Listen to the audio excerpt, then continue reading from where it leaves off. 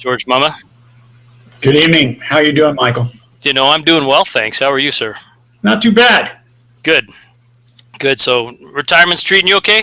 Retirement has been good. I have come out of retirement temporarily to assist another chief here in Jefferson County, working as his patrol commander for a little while he prepares for retirement. Gotcha. Okay, so you're not fully retired. That's good to hear. Not yet. Well, maybe not if you happen to get the office of sheriff. What made you decide to run for sheriff? Well, it's time for a little bit of a change. I've been doing this for 43 years now here in the county, and we've always done the same old thing. And I think there's a little bit different way to do it, and we're going to have to go down a new road in law enforcement. Times have changed. Getting officers is more difficult. And we have 13 police departments here in the county. We just have to do something to change up what we're currently doing. Part of that's going to be working as a collaborative group together, whether it's for manpower or whether it's for equipment or whatever. But doing it the way we've done it with our little utopias isn't going to continue very well. So manpower shortage, does that have anything to do with them taking away qualified immunity for officers in Colorado? Michael, for sure, that's one of the biggest ones. Before I left as the chief over in Morrison, I had a number of wives come to me and ask me to talk their husbands out of being policemen because they were afraid that with the qualified immunity removed, they could lose their homes, their livelihood, and for what? And I get it. It's a different time, but it's a lot more pressure on a young officer today than it ever was back when I started out. And I think that's going to have some impact. And right now, it's a huge problem in recruiting because nobody's willing to take that risk. Well, and so explain to me and the audience, anybody listening in the future, what was qualified immunity in Colorado? Why did the officers have it, and what changed? Well, the whole idea behind it was to give us some protection so that if we acted under the color of our authority, that we were protected under the law. Without it, it means that anybody can file suit against an officer for almost anything. Colorado's backed off a little bit. It's not quite as ruthless as they originally wrote it, but it's enough that any new patrol officer who doesn't make a lot of money in the first place stands to lose a lot. So coming out here to be a police officer and have that risk where everything you have could be taken away, most of them feel it's not worth the risk. Gotcha. And it's not like we're not talking just the Rodney King level of malfeasance. We're talking about she said he did something. He doesn't have a body cam because he's in a small department. That goes to court. He loses his house and so on. Is that close? That's close, a little excessive. The state has gone to a $25,000 cap, but for a young officer, $25,000, if you look back when you started a job, that's a lot of money. And these officers don't make much coming in the first place. Remember, it's public service. The nurses out there and the folks that work in this field, teachers especially, and us, this isn't a job that pays well, but the abuse is overwhelming that you take. Well, yeah, and it sounds like you're looking for more of that abuse by running for sheriff. But before we get to the sheriff's role in possibly lockdowns, pandemic, stuff like that, tell everybody what you've done in law enforcement. What jobs have you held within police department? Well, I started back in 78. It was a little bit different time, but I started out as a patrol officer at a smaller department. Became a SWAT operator, went on a sniper observer team. Left there, went to Lakewood Police Department, which is much larger. In fact, when I tested with over 1,700 officers. Today, that same testing process only involves about 100, 150 officers, if we get that many. And while I was there, I was a canine handler, canine trainer, worked in internal affairs, narcotics, crimes against children, crimes by children, did almost everything. During that time when my work with the kids, I was hired by the district attorney's office to create what we call a juvenile assessment center. And actually ours became the federal model across the country. I spoke a lot all over the place about how to put one together. And what it was a hub where all your juvenile needs could be met. So law enforcement could come in there and we could deal with the kids that they dealt with. Parents could bring their kids in for help. It was quite a program back in the day, and it was a collaborative process. So it involved human services, mental health, law enforcement, and the school district working together for a common goal. And today, people will tell you that we don't do that anymore, which reminds me of going back to the Stone Age. because it was a successful program and we had a lot of positives come out of it. But after I left there, I went to Morrison as the police chief, and the Morrison department at the time had one of the worst reputations in the Denver metropolitan area. So in 2.5 years, we turned that completely around. My officers had cases that were accepted by the district attorney's office. We equipped them and trained them properly, and they started doing police work instead of writing traffic tickets. Unfortunately, that's not what the town board and the town manager at Morrison wanted. I think they thought they wanted a police chief, but what they really wanted was somebody to just perpetuate their ticket writing process. So they got a police chief. They saw that the revenue went down. COVID hit. Nobody was driving. You guys didn't generate any revenue, and they threw it on your shoulders. Is that close? Pretty much. I think that the town manager would also tell you that I was against her mask mandate. I felt it was an officer safety problem for my officers, and I acted under the governor's order, which made law enforcement exempt for that very reason. And we had a battle over that, and we had a bigger battle over the tickets and the fact that she believed that the noise ordinance downtown, or the board believed, that I should be spending my time doing that at a time when we had a pandemic underway. And actually our officers were following the county's plan, which was a unified front between all the police chiefs and the sheriff to keep our officers safe and only handle priority 1 and 2 calls at a time. Gotcha. So the governor of Colorado said law enforcement's exempt. The town manager and or board said, no, you got to put these on your face. And you said, no, we're not doing that. That's pretty much the gist of it. So you parted ways. You're working at a new department. You were going to run for sheriff. Let's say you're elected sheriff. And that's fall of 2022 is the election. Correct. Let's say there's a Zeta variant by that point, and they want to lock people down, and they want you to enforce it.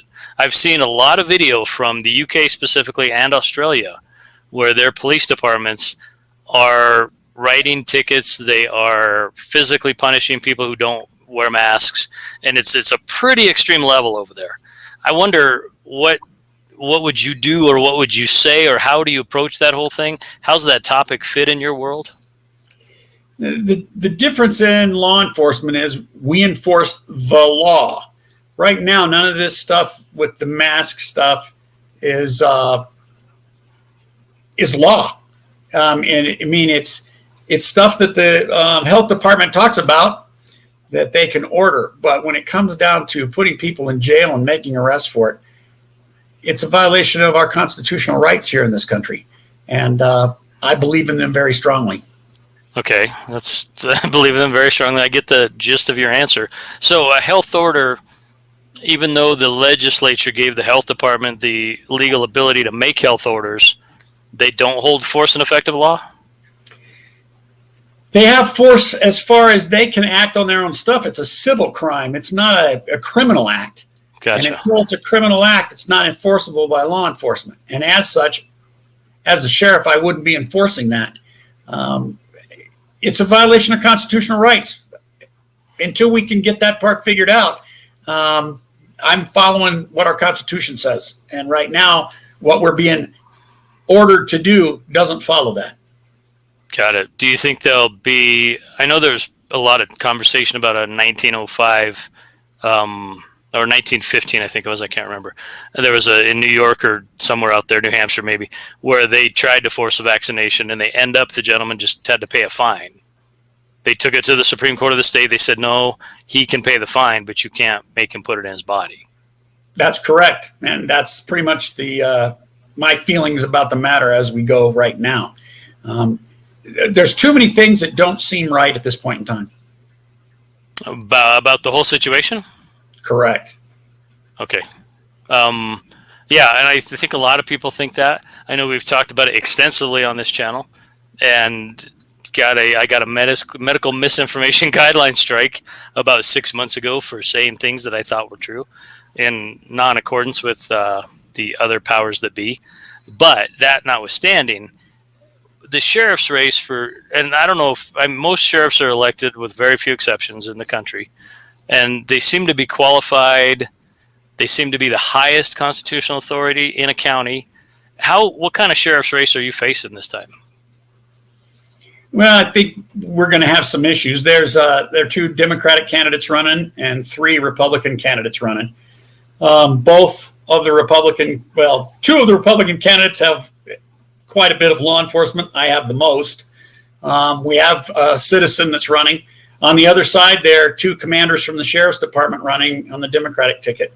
I think if you've seen across the country, there are powers that be that want to turn things around their way and have sunk a ton of money into it. My stand is the sheriff's race is not about Republican or Democrat. It's about who can protect the community. And right now, I feel I have that background and the resources and the ability to collaborate with my peers in order to keep this community safe and to do the things that need to be done to do that. Well, and I imagine if you've been in the county, even though they were different municipalities for 43 years, I imagine a lot of people probably know you by name. Pretty much. You know, it's kind of nice in my business to be able to pick up the telephone and talk to somebody because I've had working relationships with them and we're not adversarial. And I think in this business, that's huge. And in what's coming and what's happening currently, I think in order to get anything done, we've got to be on that kind of page where all of us can feel comfortable enough to pick up the phone and have a decent conversation that doesn't go south, where we can accomplish what needs to be accomplished. So is it fair to say there's an awful lot of alpha males and awful lot of ego involved in the police community? In 43 years of law enforcement, ego is the biggest problem we've got at the top. And that, I don't know that we'll ever overcome all of it, but I think that there's a number of us that are prepared to do it different and put the egos aside to the best interests of the folks that we work for. Right, because just like every other industry, believe me, policing is an industry. Like every other industry, there are fewer people participating, there's higher demand, and there is a crazy factor to the society now that I don't imagine you'd seen in your years coming up through law enforcement. I mean, and even me, until around 2005, maybe 2000, somewhere around there, our crimes were pretty normal. The violence level was a certain temperature, but now it just seems some of the stuff you see out there is just off the charts. What do you think about that? Well, when you let politicians dictate what law enforcement is supposed to do, you're going to end up with problems, and we now have those problems. The courts let the folks out. For instance, my officers can get to the jail with a person, and they'll be out of the jail before my officer is because of the policies that we currently have. The district attorneys are going about their own thing. And what we've ended up doing is we've created anything goes society right now. And people are doing just that. And I think the respect for law enforcement has gone out the window. And I believe that that's a number of the reasons that we're having our officers hurt to such a huge level. I've never seen so many officers killed in my career ever as we've had in the last 2 years. Right. Well, and that's what I titled this stream was WROL, which stands for Without Rule of Law. It sure seems from the top down, whether it's the bankers or the Federal Reserve or a highbrow politician's son who happened to be smoking crack on a video that he left on a computer, it sure seems like we kind of don't have a rule of law right now. I would have to concur with that. And I think that's where the pressure comes on law enforcement. I think over the years, one of the things that I've noticed is every time we need to get something fixed, we pull the money, but we put the process back on law enforcement to do it. We had that problem with mental health back when I was a young officer, where we had places to take mental health patients. Now we don't, but we're expected to deal with them. And so here in Colorado, they gave us the ability to put a mental health hold on. Well, that's great. But if I take the kid or the person to the hospital, they're out before my cops are out because we can't find that there's a reason to hold. Right. And when there is a reason to hold, then where do we put them? So we've created our own worst nightmare, and it started at the top, and it's funneled down now to the law enforcement officer who's expected to deal with it with no services available to them to be able to move forward. So do you think that's partially contributing to the dramatic homeless problem in Metro Denver right now? Absolutely. I mean, when you have no reason, no place to take anybody, no services to provide them, we become a lawless society, and that's pretty much where we are. Got it. So if you are elected sheriff, and I hope you are, that you're going to have a hill to climb with some of these things. Huge hill. Okay. So you're going into it wide-eyed and open and ready. And it sounded like earlier when you were talking about the small departments not having resources and a collaboration aspect that maybe the county can provide some help and they can provide help to you. That might be a smart way to kind of go about that. Well, interestingly, Michael, one of the things that we did with the smaller departments here in Jefferson County is we worked together to get the data terminals in our cars. We worked together to get the funding for our radios. Without putting it back on our communities, we were able to work together and save our communities a tremendous amount of money.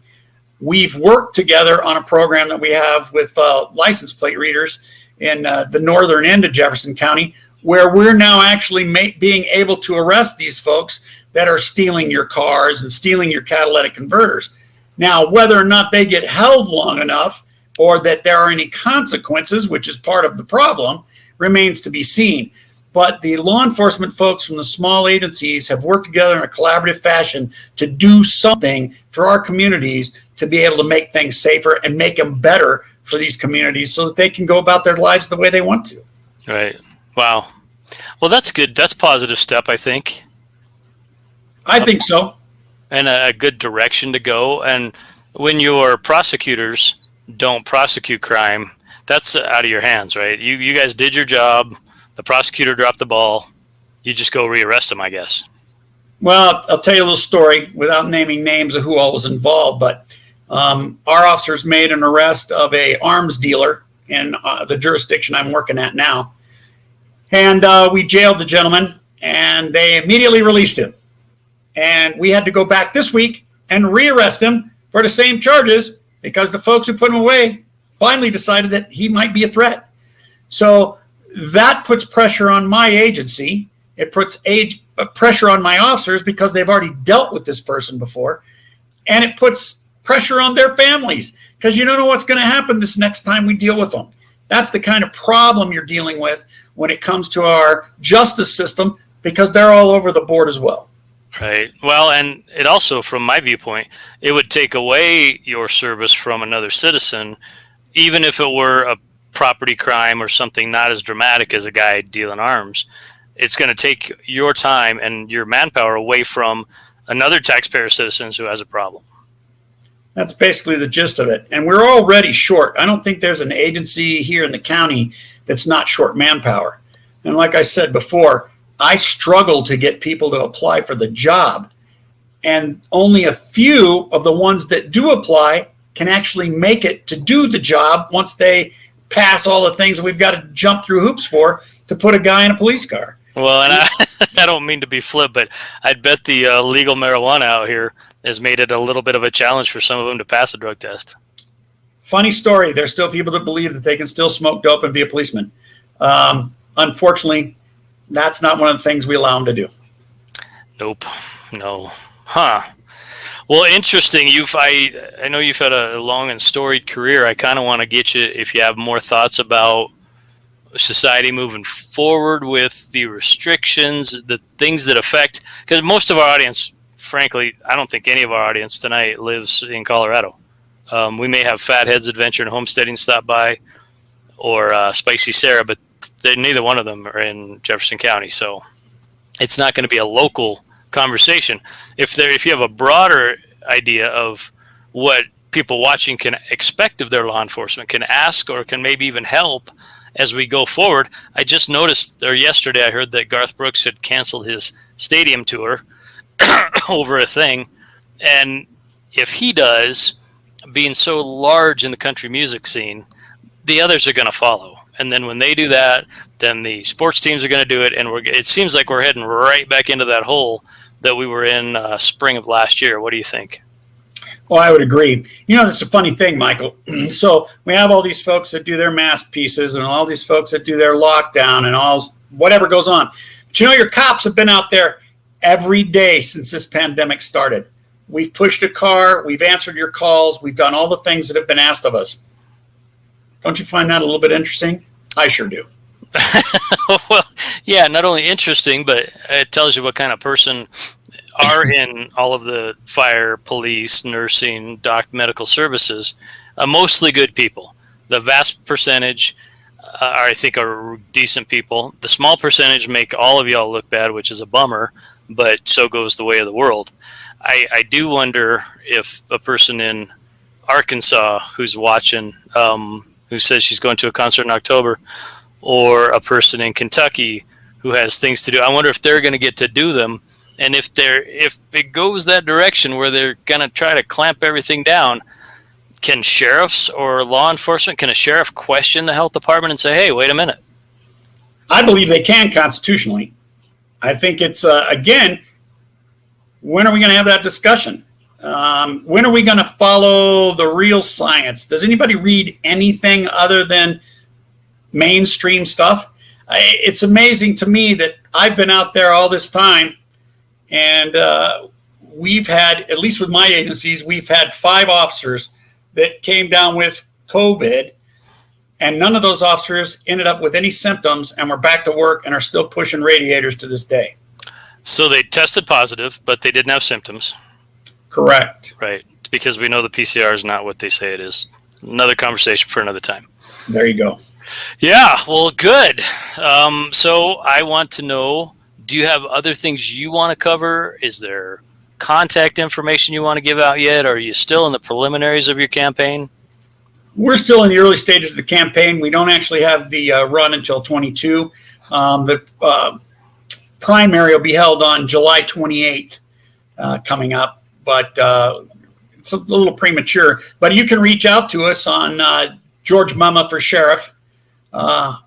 .com and see some more about us. Hopefully our website will be up and running here shortly, but we're definitely taking funds if anybody wants to send that way. But you know how that is when you're running for office. I think we're running a straightaway campaign, and I really do believe that we're the sheriff for the people, and that's a little bit different than the others in my book. Right. No, for sure. As opposed to a sheriff for the bureaucracy or a sheriff for the people who gave the money and put them there. Absolutely. Well, yeah, you sound like a straight shooter. Certainly, if I were registered to vote, you'd have my vote, but I might have to re-register just to make that happen. I found your YouTube channel, which currently just has a few video clips, but I'm going to drop that into the chat, and I'm going to hope that people will subscribe, because I bet you're probably going to do more media. You're very, very professional in front of a camera. I don't know how much live streaming you've done or how much video chatting you've done, but you seem to be on top of your game here. Well, thanks, Michael. It's a lot of years of doing this, being in front of a camera for the press. And it's not one of my favorite things to do, but, you know, reaching out to the public and making sure that they have a face they can connect with the job is huge. And I think that's one of the big things for my officers coming up if I'm elected, and that is to make sure our officers are out there in the community. You know, that was one of the things I had in Morrison for the while that I was there, is it was a mandated deal for my cops to be out of the car, walking the street, especially Main Street, since we were a kind of a specialty town, was to make sure that they could reach out to the public. And it became a very positive thing. My officers liked it, and it put a face with the badge, and people were a lot more comfortable in the downtown area when we did it. Nice. That sounds like a good step. I wonder if there's any questions in the chat. There's a short delay, so it takes a little time, but I will put on my dumb glasses, and if anybody has a question for Mr. Mumma here, you are sure eager. I'm eager for you to ask it. You're welcome to ask it, and we'll just go away, see if there's any questions. They could be tough questions. You can ask him hard stuff. He seems like a big boy and can handle himself. So we'll give it a little bit. Other than that, how's things out there? So Chappelle wants to know if you're married. Yes, I am. Okay. I actually have 3 boys, all military. I have one that just retired from 10th Special Forces. He was with 3rd Group before that with 9 tours in Afghanistan and Iraq. My middle son did 2 tours in Iraq, and my youngest son did 1 tour in Korea when we had the meltdown and ended up with a missile launcher on the 18th hole of the golf course. He's now a Jefferson County deputy to this day. He's a young officer here in Jeffco. Nice. Let's see. We have a question. Can someone out of state support you? Yes, they can. Okay. And as that website comes up, I'll make sure to follow up. Freedom Grower wants to know, how do you feel about First Amendment auditors? I had a First Amendment auditor come to Morrison. And you know what? Everybody's entitled to their opinion, and they can say their thing. I don't think I have a problem. In fact, I think if you go look my name up, you'll find one of those First Amendment auditors found that I was pretty easy to deal with. Okay. Eric Dulion, who is in Louisiana, says, I learned and was always told that ultimate jurisdiction, if a crime is committed in the area served, that the sheriff has the ultimate jurisdiction even over federal. Is this true? Well, they have ultimate jurisdiction. For instance, here in Jefferson County, we have a number of small agencies or municipalities, as we call them. The sheriff has ultimate power over all those and can go into those areas. Federally, that's a battle that's been going on for some time. I think if you look up sheriff, as it was originally brought up, the sheriff had control overall. I think the feds would have an argue with that, but that's definitely a battle that will come up. So during that battle, let's say a crime is not a federal crime, but they want to participate in that. Is that when the sheriff can say, absolutely, get the hell out of here? Yes, that is correct. I got to tell you a funny story, Michael. Back when I was working juvenile crime, and this is how I met a federal person who's very close to me to this day. We still stay in touch. But the agency that handles money came in and said they were going to arrest a bunch of kids at the high school for counterfeiting. And I told them, no, you're not, because you can't. You don't have jurisdiction. They fought me all the way to the top for that whole day and found out that I was correct. They had no jurisdiction over juvenile crime. And we ended up having to charge those kids with a fraud charge instead at the county level or with a state charge because the federal government had no power over that with juveniles. Pretty funny, but we've maintained our friendship over the years since that happened. Nice. So you're talking Justice Department is what that sounds like. Correct. Okay. And they thought they had some counterfeiting little kids, and they were going to do this, and it didn't work out. I like that story. Well, they did do the counterfeiting. I'm not arguing that. And they actually did a pretty reasonable job. But that agency did not have jurisdiction over juvenile crime cases. So, okay, yeah. Here's a guy. Sharkticon is an interesting character. I like him a lot. He's got a question about alternative reality. He wants to know, which island do you think the Statue of Liberty is on? Staten. So they say. Was it Ellis Island? Does that ring a bell? Yes, Ellis Island rings a bell. Yeah, so it's in Staten Island's jurisdiction, but Ellis Island is what they used, where they said it was. Okay, so that answers his question. He's going somewhere else, but Freedom Grower wants to know, do officers have to be jabbed? Currently, no. And I would tell you that 75% of mine are not. Got it. And Eric Dulion again says, tell him in the parish where I live in Louisiana, the sheriff said he would not enforce no state mandate from the governor if it is against the law, emergency declaration or not. So you may be in a fair amount of decent company. I believe there's a number of us that think the same way. It's too bad we can't be totally unified, but I'm hoping we can get to that point. Good. Mr. Mensa wants to know, have you run into any of the free men on the land who use that as an excuse to not pay a traffic bill or to get a traffic ticket? My jurisdiction ran into a lot of that. There were a number of them that thought that they could homestead someone else's property if they merely parked there overnight. we've handled them like we handled any other citizen, charge them with the appropriate crimes as needed. And so far, we haven't had any severe pushback. That's not to say that we haven't over time. I can remember a time where we've had that pushed over the top. They believe that the sheriff runs the show. I get that, but we still have to follow the law as it's written. And if it's written law, I'm bound by it. Okay, so let me see if I can make sense of what you said for me. So a free man on the land comes in contact with a police officer.